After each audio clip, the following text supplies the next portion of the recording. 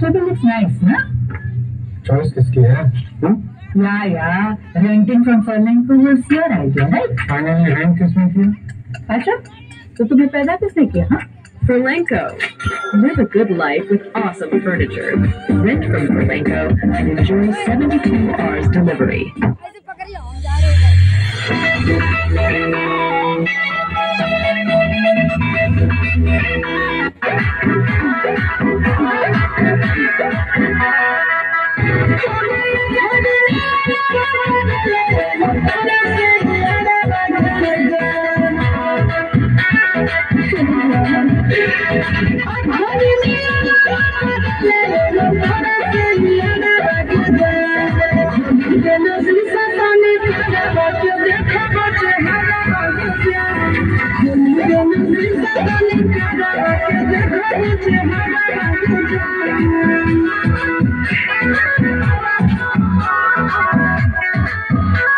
Music by 855.